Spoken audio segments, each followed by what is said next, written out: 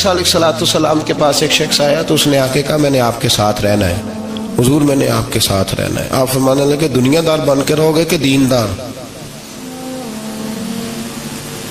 کہنے لگا جی میں دیندار بن کے رہوں گا۔ فرمانے لگے دنیا کی طلب نہ کرنا ورنہ میری صحبت میں نہیں رہ سکو۔ حضرت عیسیٰ علیہ السلام نے شادی نہیں کی، مکان ہی نہیں بنایا، ایک تکیہ، ایک پیالہ، ایک کمبل، جہاں رات ہوتی وہیں سو جاتے۔ ایک دن ایک شخص کو دیکھا کہ وہ نا ڈھلان بنی ہوئی تھی، پتھر کی پہاڑ تھوڑی سی ڈھلان بنی ہوئی تھی تو نیچے لیٹا ہوا ہے۔ آپ نے کمبل بھی صدقہ کر دیا، کہنے لگے آج کے بعد جہاں ڈھلان بنے گی وہاں سو جائیں گے، کمبل کی ضرورت ہی کوئی نہیں۔ کچھ دنوں کے بعد ایک شخص کو دیکھا کہ وہ اپنے ہاتھ کا تکیہ بنا کے سویا ہوا ہے، تکیہ بھی خیرات کر دیا، کہنے لگے اس کے بغیر بھی گزارا ہو سکتا ہے۔ کچھ دنوں کے بعد دیکھا کہ ایک آدمی چلو میں پانی پی رہا ہے، پیالہ بھی اللہ کے راستے میں دے دیا، کہنے لگے چل جائے گا کام اس کے بغیر۔ پر میں دنیا دار بن کے نہ آنا، کہنے لگا نہیں صاحب میں دیندار بن کے آؤں گا۔ جناب عیسیٰ علیہ السلام نے رکھ لیا۔ آپ پہلے دن ہی کہنے لگے چل آجا روٹی کھا لیں۔ 3 روٹیاں منگائیں، اس کو ساتھ بٹھایا، فرمانے لگے میں تو ایک کھاؤں گا، تو کتنی کھائے گا؟ کہنے لگا جی میں بھی ایک ہی کھاؤں گا۔ ایک روٹی اس نے کھا لی، ایک آپ نے کھا لی، تیسری روٹی چھوڑ کے جناب عیسیٰ علیہ السلام دریا کنارے وضو کرنے چلے گئے۔ واپس آئے تو روٹی کوئی نہیں تھی۔ اللہ کے نبی تھے، جان گئے۔ رب کریم کا بندہ بھی جان جاتا ہے۔ اقبال کہتے ہیں اولیاء کیا ہیں جواسیس القلوب، کہتے ہیں رب کے ولی کو ٹٹولا نہ کر، وہ تو دلوں کے حال بھی جانتا ہے۔ انہیں ٹٹولا نہ کر، غبار آلود سمجھ کر حکارت سے نہ دیکھ ان کو، انہی کی ٹھوکروں سے سلطنت بنتی بگڑتی ہے۔ اور اقبال کہتے ہیں نہ تیغ و تیر میں نہ لشکر و سپاہ میں، نہ تیغ و تیر میں نہ لشکر و سپاہ میں، کہتے ہیں نہ تلوار میں نہ تیر میں نہ لشکر میں نہ فوجوں میں، نہ تیغ و تیر میں نہ لشکر و سپاہ میں ہے، جو بات مرد کلندر کی بارگاہ میں ہے، جو بات مرد کلندر کی بارگاہ میں۔ تیسری روٹی کدھر ہے؟ کہنے لگا حضور مجھے نہیں پتا۔ فرمانے لگے تجھے پتا ہے پر تو بتا نہیں رہا۔ کہنے لگا مجھے تیسری روٹی کا پتا۔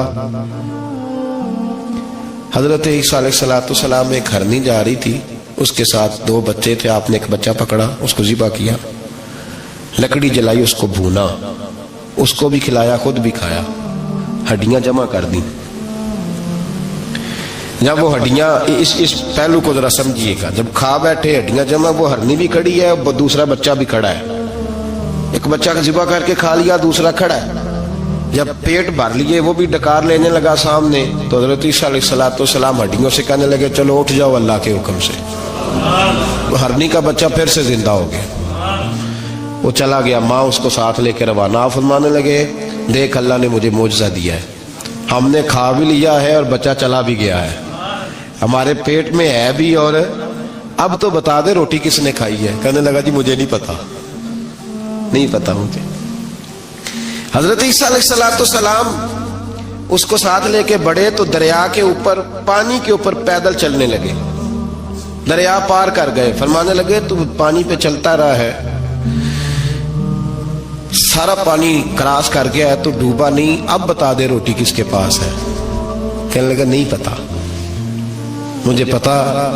اللہ اکبر، وہ کیا خوب لفظ کہہ گئے سجادہ نشین حضرت پیر میر علی شاہ صاحب رحمت اللہ علیہ، بے قدرہ کچھ قدر نہ جاتی، کھیتی خوب تسلی ہو، اے دنیا دار پجاری زردے کتے آندے گل ٹلی ہو۔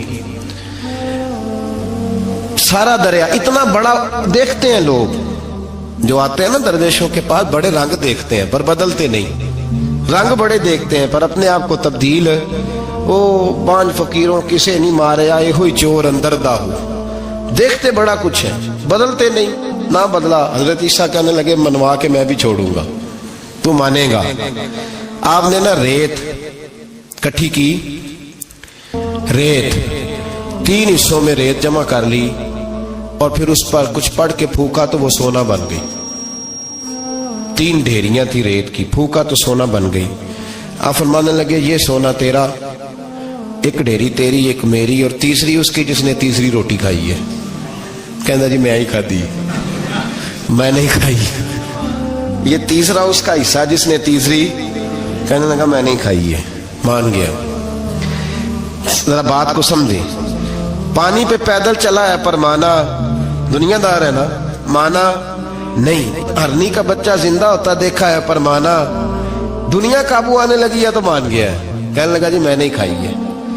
فرمایا او بھلے مانس, تجھے کہا تھا دنیا داری نہ کرنا, تجھے جناب عیسیٰ کی صحبت ملے گی, پر تو ایک روٹی پہ رہ گیا یار. کہاں دنیا دار پجاری زردے کتیاں دے گل ٹلی ہو, کہاں رہ گیا تھا.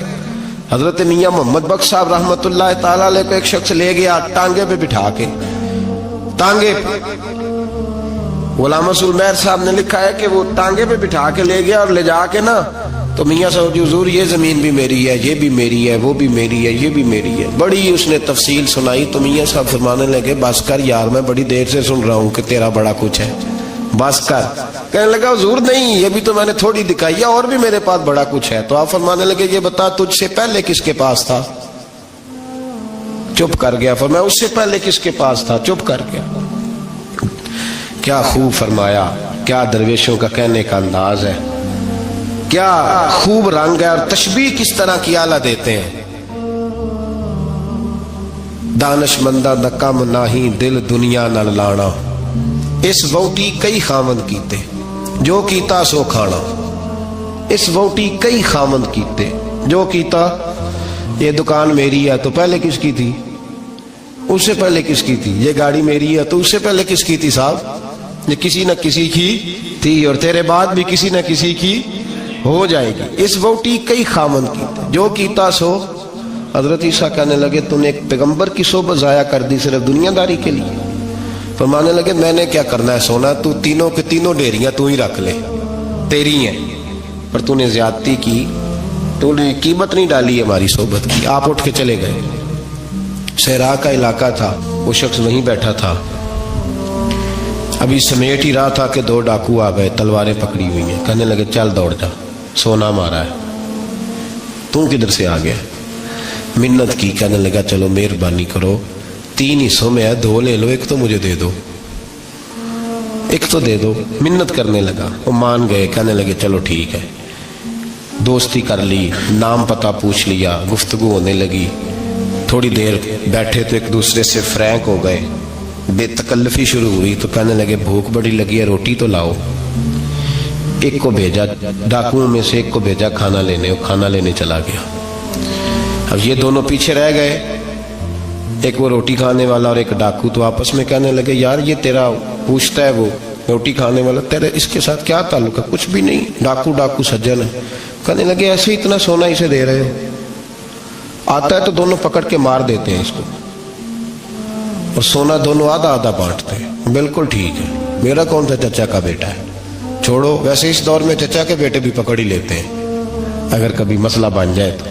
چلو جی فیصلہ ہو گیا. اب وہ جو گیا وہ بھی تو دنیا دار تھا نا, اس نے کھانا خریدا تو اس نے کہا میرا کون سا ان سے یہ رہنا ہے. اس نے روٹی میں زہر ڈال دیا. اس نے کہا میں ان کو ماروں گا اور سارے سونے پہ قبضہ کروں گا. حب الدنیا راست من کل خطیہ, ہر برائی کی جڑ ہے. وہ کھانا لے کے آیا, ابھی اس نے رکھا ہی تھا, دونوں نے حملہ کر دیا, پکڑا اور مار ڈالا.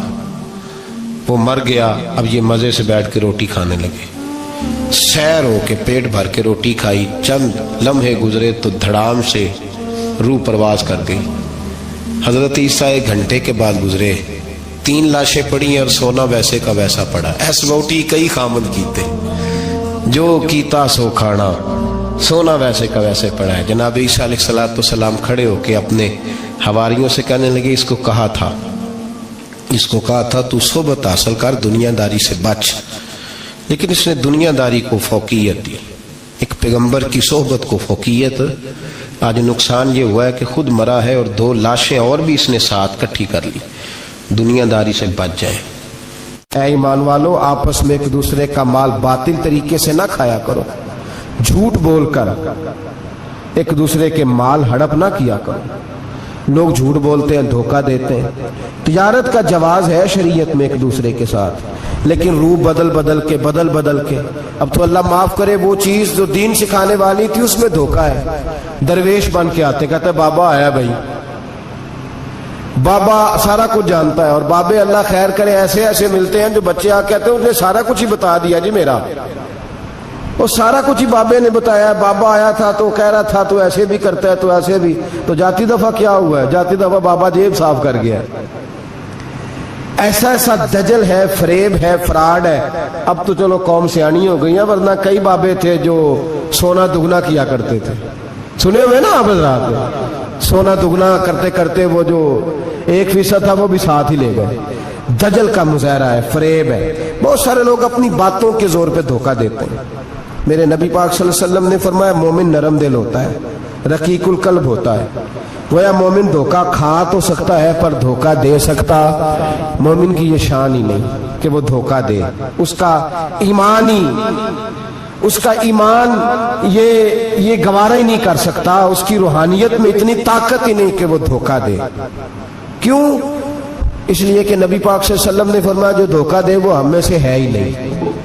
من غشا، جس نے دھوکہ دیا، فلیس منا، وہ ہم میں سے، بولیے ہم میں سے۔ اور یہاں تبصرہ تو ہوتا ہے کہ وزیر اعظم دھوکے باز، صدر دھوکے باز، فلانا دھوکے باز۔ تو جس ریڑھی والے نے سامنے عام صحیح سے لگائے ہوئے ہیں موٹے موٹے، اور اندر اس نے سارا کچھ ہی رکھا ہوا ہے، تو وہ دھوکے باز نہیں؟ جو دکھا رہا ہے وہ دے گا بھی کہ نہیں؟ تو اس نے دکھانے کے لیے چیز اور رکھی ہوئی ہے اور دینے کے لیے، تو یہ دھوکہ نہیں؟ کیا صرف بڑا ہی دھوکے باز ہے؟ جس دکاندار نے بڑی ملمہ سازی کی ہے، لمبی چوڑی لائٹیں لگائی ہیں، بڑا اس نے سجا کے سوار کے تیار کر کے ہر شے رکھی ہے، اور جھوٹ کی نگری میں وہ لوگوں کے ساتھ لوٹ رہا ہے، ان کی آنکھوں کو چندھیا کے، وہ دھوکے باز نہیں؟ بالکل جائز کمائی کر رہا ہے۔ نبی پاک صلی اللہ علیہ وسلم نے فرمایا چیز جب تم بیچو تو اس کی زیادہ تعریف نہ کرو، جب چیز بیچو تو جو اس کے اندر نقص پایا جائے وہ گاہک کو بتاؤ۔ اگر تم وہ نہ، یہ ابن ماجہ کی حدیث ہے، فرمایا اگر تم نے چیز کا عیب گاہک کو نہ بتایا تو اللہ تم سے ہمیشہ ناراض رہے گا اور فرشتے تم پر لعنتیں برساتے رہیں گے۔ حضرت واصلہ بن اسکے رضی اللہ تعالیٰ عنہ حضور کے صحابی ہے۔ اللہ اکبر۔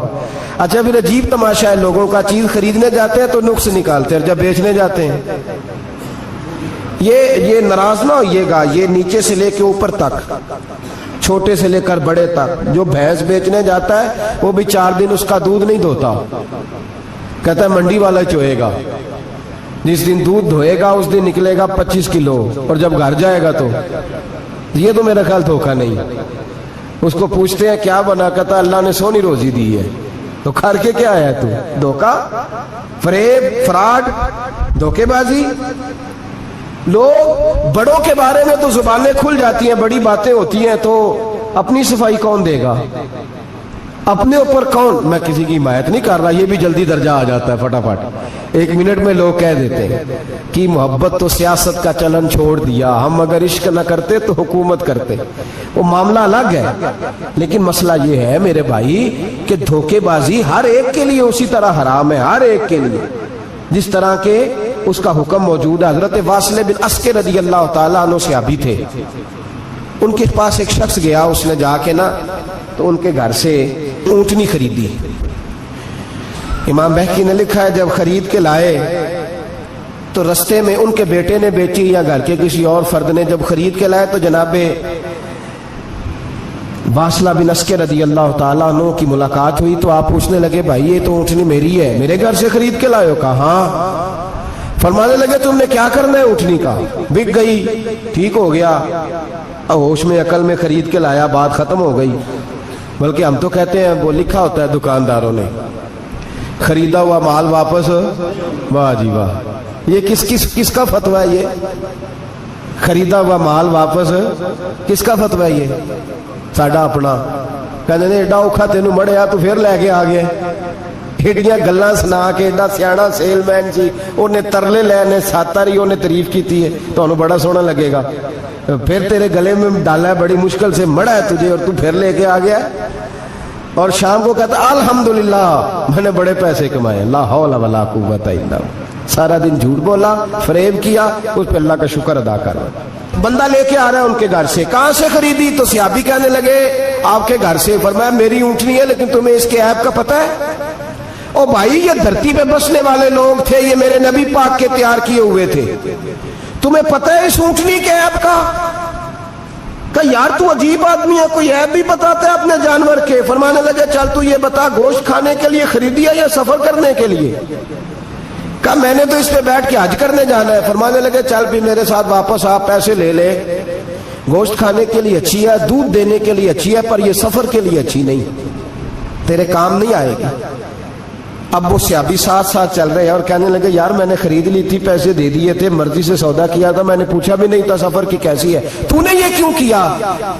تو حضرت واصلہ رونے لگے. فرمانے لگے کیا کروں, میں رسول اللہ کا غلام ہوں, کیا کروں, نبی پاک کا غلام. رونے لگے. فرمانے لگے میرے مصطفیٰ کریم علیہ السلام نے فرمایا فرشتے لعنت کریں گے اگر تو ایبی چیز بیچ ڈالے گا. کیا کروں, نوکر اس گھر کا ہوں, جس گھر کی نوکری مجھے دھوکے کی اجازت ہے, میں اس گھر کا نوکر ہوں, مجھے اجازت نہیں دیتی, مجھے ہم کہتے ہیں جی میرا مالک کہتا ہے, تو اپنے مالک کی چھوڑ, تو کونین کے مالک کی مان, تو اپنے مالک کی چھوڑ, تو عرش کے مالک کی مان, تو چھوڑ دنیا دار مالک کی, اس مالک کی مان جس نے تجھے پیدا کیا ہے, تجھے رزق دیتا ہے. دنیا کے مالک کی بات کر رہا ہے. میرے نبی پاک صلی اللہ تعالی علیہ وسلم باہر نکلے. رات کو مدینے میں ٹھنڈی ہوائیں چلی ہیں, رم جھم برکھا برسی ہے, مدینہ سارا ٹھنڈا کر گئی ہے, پہلے ہی بڑا ٹھنڈا ہے, پر خدا کے کرم سے مدینے میں اور ٹھنڈک ہوئی. حضور سویرے نکلے, بازار میں گئے, غلے کا ڈھیر پڑا ہے, نبی پاک کی نظر پڑی, حضور پہنچے تو غلے کا ڈھیر ہے, سارا خشک ہے. محبوب نے فرمایا رات کو بارش ہوئی ہے, تیرے غلے میں پڑی نہیں, تیری گندم خشک رہ گئی, رات اتنی بارش ہوئی. نبی پاک پردہ پوش ہے کہ نہیں؟ بولے سارے. میرے اعلیٰ حضرت فرماتے ہیں قیامت میں ہمارے عیب چھپیں گے تب جب مصطفیٰ اپنی چادر میں چھپائیں گے. وسعتیں دی ہیں خدا نے دامن محبوب کو, عیب کھلتے جائیں گے اور وہ چھپاتے جائیں گے. حضور پردہ پوش ہے نا, لیکن دھوکے باز کی نبی پاک پردہ پوشی نہیں کرتے جو دھوکہ دے. اگرچہ اس صحابی کے بارے میں محدثین نے یہ لکھا ہے کہ وہ دھوکہ نہیں دینا چاہ رہے تھے, ان کو ابھی اس مسئلے کا پتہ ہی نہیں تھا. جب پتہ چلا تو پھر دوبارہ انہوں نے یہ کام نہ کیا. اللہ کے حبیب صلی اللہ علیہ وسلم پہنچے, فرمایا تیرے گلے پہ تیری گندم پہ بارش ہی نہیں ہوئی. حضور نے اپنی آستین کو چڑھایا, بازو اوپر کیا, اور حضور نے گلے کے اندر ہاتھ ڈالا. اندر سے جا کے حضور گیلی گندم اٹھا کے باہر لائے, اور نبی پاک صلی اللہ علیہ وسلم نے فرمایا یہ کیا ہے؟ جب ان کی گردن جھکی تو میرے مصطفیٰ نے فرمایا سنو, من غشا فلیس منا, جو دھوکہ دے میں اسے اپنی امت میں شامل نہیں کرتا. تو ہم میں سے نہیں ہے جو دھوکے دے, فریب کرے, مکر کرے, دجل کرے, فراڈ کرے, بے ایمانی کرے, تھوڑے سے نفع کے لیے, تھوڑے سے. اب تو لوگ ہنستے ہیں, دھوکے پہ مسکرایا جاتا ہے. گوالے سے پوچھا, دودھ بیچنے والے سے, اور یہ صرف دودھ بیچنے والے کی بات نہیں, سب کا ہی رنگ نرالا ہے, سب کا ہی انداز نرالا ہے, سب ہی تعریفیں کر رہے ہیں اپنے مال کی. سارے تو وہ گزر گئے لوگ. امام اعظم ابو حنیفہ رحمت اللہ علیہ ذرا بادل ہوتے تھے تو کپڑے کی دکان تھی, بند کر دیتے تھے دکان. فرماتے تھے گاہک کو صحیح نظر نہیں آئے گا تو کہیں ایسی چیز نہ خرید کے لے جائے جس کی اسے پوری خبر نہ ہو. وہ گزر گیا زمانہ. اب تو اللہ معاف کرے, حالات اس قدر بگڑ گئے. دودھ بیچنے والے سے کہا جاتا ہے صاحب پانی بڑا ہے دودھ میں, کہتا ہے آج کل بھینسیں پانی زیادہ پیتی ہیں, گرمی بڑی سخت ہے. مذاق اڑاتا ہے. ایک چوری, اوپر سے اس کا اظہار اعلانیہ.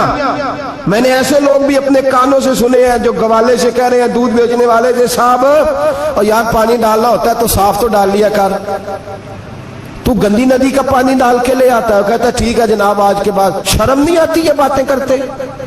خدا کی دھرتی پر کھڑے ہو کے اللہ کے قانون کو چیلنج کرتے ہیں لوگ, اعلانیہ گناہ کرتے ہیں, اعلانیہ سرعام, کوئی پوچھنے والا نہیں. حیا ختم ہو گئی, دل سے یہ سوچ ختم ہو گیا کہ ہم کیا گفتگو کر رہے ہیں. بڑے بڑے رنگ ہیں, بڑے بڑے انداز ہیں لوگوں کے. حضرت ابو ہریرہ رضی اللہ تعالیٰ عنہ کھڑے تھے تو ایک آدمی دودھ میں پانی ملا رہا تھا. حضرت ابو ہریرہ کی چیخیں نکل گئیں, رو پڑے. لوگ کٹھے ہوئے کہنے لگے حضور آپ کو کیا ہوا؟ وہ پانی ملانے والا بھی آ گیا, حضور آپ کیوں رو رہے ہیں؟ فرمایا قیامت کے دن تجھے جو سزا ملے گی وہ سزا یاد کر کے میری آنکھوں میں آنسو آ گئے. تجھے جو سزا ملے گی میری آنکھوں میں آنسو آ گئے. حضور کیا سزا ملے گی؟ تو حضرت ابو ہریرہ رضی اللہ تعالیٰ عنہ فرماتے ہیں یہ دودھ رب تیرے سامنے رکھے گا اور تجھ سے اللہ فرمائے گا چل اس سے پانی علیحدہ کر, اللہ تجھے سزا دے گا. میں ایک شخص کی مثال دے رہا ہوں لیکن اس سے مراد صرف گوالہ نہیں, یہ بات بڑی دور تک جاتی ہے, بڑی دور تک جاتی ہے, بڑی دور تک. یہاں جو جس کے ہاں سے دودھ خریدا جاتا ہے وہ تو جب بھینس کا دودھ دھونے لگتا ہے تو پہلے ہی پانی رکھ لیتا ہے, اللہ ماشاءاللہ. یہ کئی گھروں سے نقص واقع ہو کے آتا ہے, ایک جگہ پہ نہیں ہے, یہ بڑی دور تک حالات بگڑے ہوئے ہیں.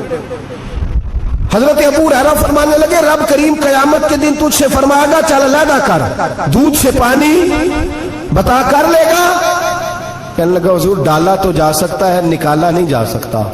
فرمانے لگے پھر تیرا دوزخ سے نکلنا بھی مشکل ہے, تو دے بچوں کو کما کے کھلا موج کر.